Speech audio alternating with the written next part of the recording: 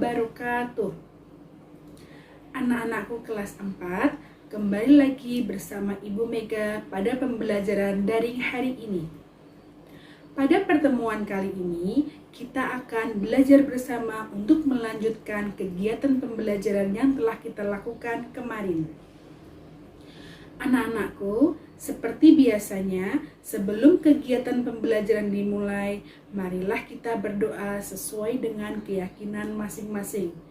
Ibu pimpin ya, berdoa mulai. Berdoa selesai.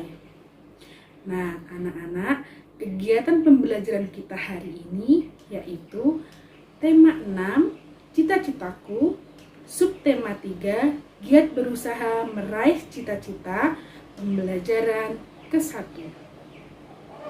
Pada pembelajaran sebelumnya, kita sudah belajar tentang merangkai puisi. Nah, pada hari ini kita akan belajar puisi lebih luas lagi.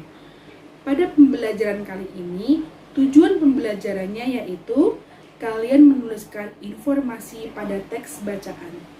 Kalian mampu memberi dan membaca puisi dengan menggunakan tanda jeda yang tepat.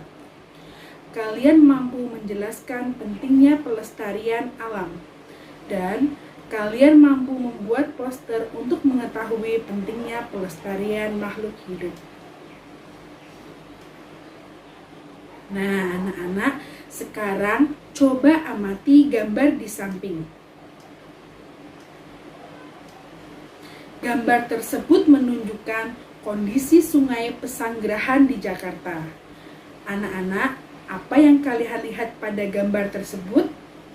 Kalian menemukan perbedaan dari kedua gambar tersebut? Sekarang, coba kondisi sungai yang mana yang lebih kalian sukai? Nah, anak-anak, apakah kalian tahu siapa orang di balik berubahnya sungai Pesanggerahan yang dulunya kumuh dan kini menjadi bersih kembali? Bila kalian belum tahu, mari kita baca teks yang berjudul Si Pendekar Kali Pesanggerahan. Nanti kalian tuliskan di buku tugas kalian informasi-informasi penting apa yang kalian dapatkan dari bacaan. Nah, informasinya yang berkaitan dengan pelestarian lingkungan, kepedulian seseorang dalam melestarikan lingkungan, atau upaya yang dilakukan seseorang untuk mewujudkan impian dan cita-citanya.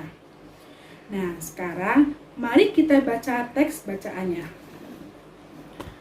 Si Pendekar Kali Pesanggerahan.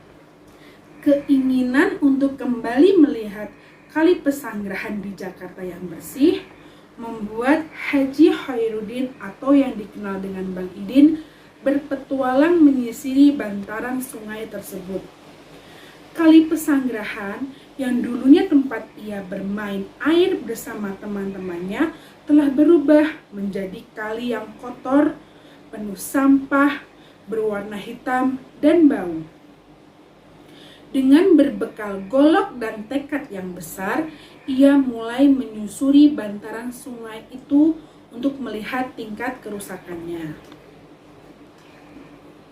Ia pun mulai membersihkan sampah-sampah yang menutupi sungai tersebut.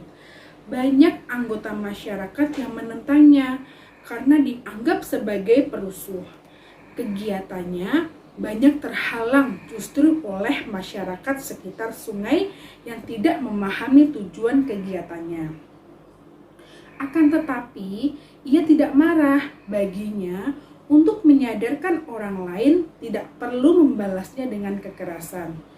Ia melakukan berbagai cara untuk membuat masyarakat sekitar sungai sadar pentingnya merawat sungai sebagai sumber daya alam mereka. Akhirnya, berkat kesabaran dan tekad kuat, lambat laun kesadaran masyarakat mulai tumbuh. Bang Idin kemudian juga mengajak teman-temannya sesama petani penggarap untuk mengikuti langkahnya. Kini, mereka berhasil menanam 40 ribuan pohon produktif di sepanjang bantaran kali. Burung-burung yang dulunya pergi akhirnya kembali. Mata air yang dulu tertutup sampah kembali hidup. Air Kali Pesanggerahan kini sudah normal kembali. Ikan-ikan bisa hidup dan berkembang biak. Sepanjang tepian Kali Pesanggerahan menjadi hijau. Burung-burung berkicau setiap hari. Bahkan burung cakakak yang bersarang di tanah dan sudah jarang ditemui di wilayah lain di Jakarta, kini juga bisa ditemukan. Pohon-pohon yang mulai langka di Jakarta dapat dijumpai di sini. Belum lagi tanaman obat yang jumlahnya mencapai 142 jenis.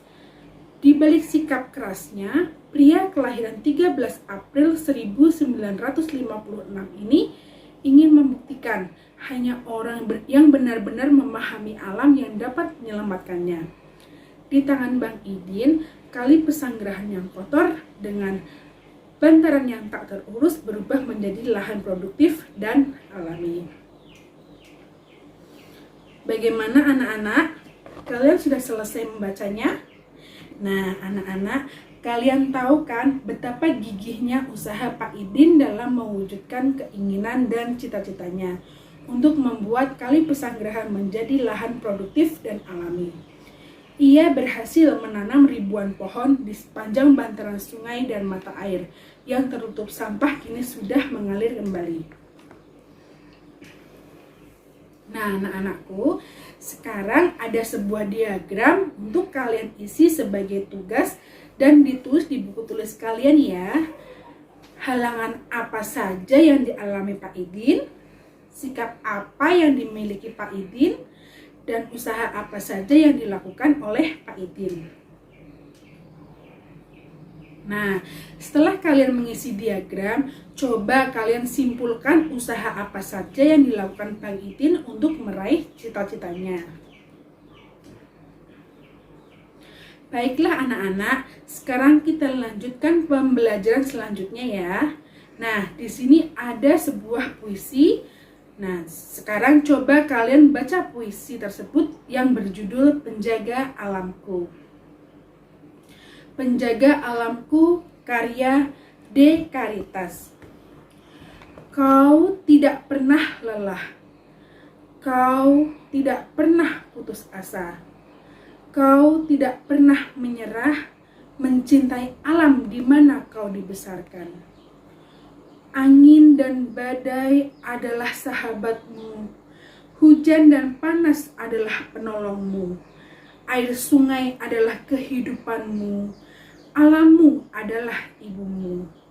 Maka engkau menjaganya. Maka engkau memeliharanya. Maka engkau merawatnya. Karena alam adalah ibumu. Untuk memahami isi puisi di atas, coba jawablah pertanyaan-pertanyaan berikut ini. Pertanyaannya ditulis dan jawabannya juga ditulis di buku tulis kalian ya. Nah, di sini penulis puisi Penjaga Alamku menyebutkan bahwa alam disebut sebagai ibu. Mengapa begitu? Karena alam memberikan kehidupan kepada kita. Alam juga merupakan tempat kita dibesarkan. Oleh sebab itu, alam seperti seorang ibu yang membesarkan dan memberikan kehidupan kepada anaknya. Nah, anak-anak, membaca puisi itu ada tekniknya loh, agar puisi itu dapat didengarkan dengan indah, yaitu dengan cara deklamasi. Apakah ada yang sudah tahu apa arti deklamasi itu? Nah, deklamasi merupakan salah satu cara membaca puisi tanpa menggunakan teks puisi. Biasanya, orang yang mendeklamasikan puisi harus menghafalnya terlebih dahulu. Membaca puisi memerlukan pelafalan yang jelas dan intonasi yang tepat. Selain itu, pembenggalan kalimat juga harus diperhatikan. Dengan demikian, puisi tersebut akan enak didengar dan mudah dipahami isinya. Nah, di sini ada contoh menentukan jeda. Kau adalah para penyelamat negeri. Catatannya yang pertama, garis miring 1 artinya berhenti sebentar untuk bernapas. Biasanya pada koma atau di tengah baris. Yang kedua, garis miring 2 artinya berhenti agak lama atau biasanya koma di akhir baris yang masih berhubungan dengan baris berikutnya. Dan yang ketiga, garis miring 3 artinya berhenti lama sekali, biasanya pada titik baris terakhir atau pada akhir puisi. Nah, berikut adalah contoh cara pemberian tanda jeda pada puisi.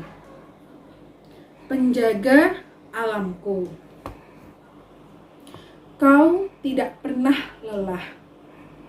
Kau tidak pernah putus asa. Kau tidak pernah menyerah mencintai alam di mana kau dibesarkan. Nah, sekarang kalian coba membaca kembali puisi Penjaga Alamku, lalu kalian beri tanda jeda pada bagian-bagian yang diperlukan, lalu latihlah kembali cara membaca puisi dengan tanda jeda yang kalian buat. Setelah itu, hafalkan dan deklamasikan puisi tersebut. Bagaimana anak-anak? Terlihat lebih indah kan apabila kita mengetahui cara membaca puisi dengan benar? Nah, anak-anakku, pembelajaran selanjutnya yaitu tentang sumber daya alam. Indonesia memiliki sumber daya alam yang dapat memenuhi kebutuhan hidup seluruh warga penduduknya. Nah, anak-anak, ada 2 sumber daya alam, yaitu sumber daya alam mineral dan sumber daya alam hayati yang melimpah di Indonesia. Akan tetapi, tidak berarti sumber daya alam tersebut dapat dikuras habis untuk memenuhi kebutuhan manusia. Nah, sekarang coba simak penjelasan Ibu ya. Sumber daya alam mineral. Sumber daya alam mineral merupakan sumber daya alam yang tidak dapat diperbarui. Jenis sumber daya alam tersebut memerlukan waktu yang sangat lama dalam pembentukannya. Waktunya tidak sebanding dengan cepatnya sumber daya alam itu digunakan untuk kehidupan manusia. Sumber daya alam mineral yang dimaksud berupa batuan dan tambang. Batuan dapat berupa pasir, tanah liat, dan semen. Dan bahan tambang bisa berupa emas, besi, batu bara, dan minyak bumi. Sedangkan sumber daya alam hayati yaitu berupa tumbuhan dan hewan yang menjadi sumber makanan manusia. Selain itu, tumbuhan dan hewan berperan untuk menjaga keseimbangan alam. Bencana alam yang terjadi salah satunya karena keseimbangan alam terganggu. Contohnya, banjir di Jakarta itu disebabkan karena sungai-sungai yang tidak dipelihara dan dijadikan tempat pembuangan sampah. Hal ini menyebabkan kerugian yang sangat besar, baik bagi manusia maupun bagi makhluk hidup lainnya. Alam dan sumber daya alam memang harus dijaga agar lestari. Semua orang dapat melakukan sesuatu untuk menjaga dan memeliharanya. Jika alam rusak, manusia dan makhluk hidup lainnya akan kehilangan tempat tinggal dan sumber kehidupan. Oleh karena itu, manusia harus berusaha menjaganya. Salah satunya adalah dengan mengkampanyekan usaha sederhana memelihara lingkungan melalui poster. Nah, anak-anak, dengan penjelasan Ibu tentunya kalian setuju kan untuk turut menjaga sumber daya alam? Nah, sekarang tugas kalian adalah membuat poster sederhana tentang memelihara lingkungan. Coba dibuat sebagus mungkin di buku gambar kalian, lalu warnailah dengan bagus agar orang lain tertarik dengan poster yang kalian buat. Nah, anak-anak, ini adalah contoh poster yang bisa kalian jadikan referensi. Kalian bisa mencari contoh lain di internet atau di buku lainnya. Ini merupakan contoh sumber daya alam hayati tumbuhan, dan ini adalah contoh sumber daya hayati hewan. Anak-anak, jangan lupa semua tugas-tugas dikerjakan di buku tugas kalian masing-masing ya. Kalau tugas sudah selesai, semua tugas yang Ibu berikan bisa dikumpulkan. Nah, anak-anak, tadi kita sudah mempelajari beberapa materi pembelajaran. Di antaranya, mencari informasi pada teks bacaan, memberi tanda jeda pada puisi, menjaga kelestarian sumber daya alam, membuat poster tentang pentingnya menjaga kelestarian makhluk hidup. Anak-anak, meskipun kita melakukan pembelajaran ini secara daring, tapi Ibu harap kalian tetap semangat belajar di rumah ya. Jangan menyerah. Ingat, orang yang sukses adalah orang yang bisa meraih cita-citanya dengan belajar dan berusaha. Kalian juga harus menjaga kebersihan dan kesehatan, selalu ingat dengan protokol kesehatan. Nah, anak-anak, materi hari ini sudah kita selesaikan. Semoga bisa bermanfaat untuk kalian ya. Sebelum mengakhiri pembelajaran hari ini, kita berdoa terlebih dahulu. Berdoa mulai. Berdoa selesai. Sekian pembelajaran hari ini. Assalamualaikum warahmatullahi wabarakatuh.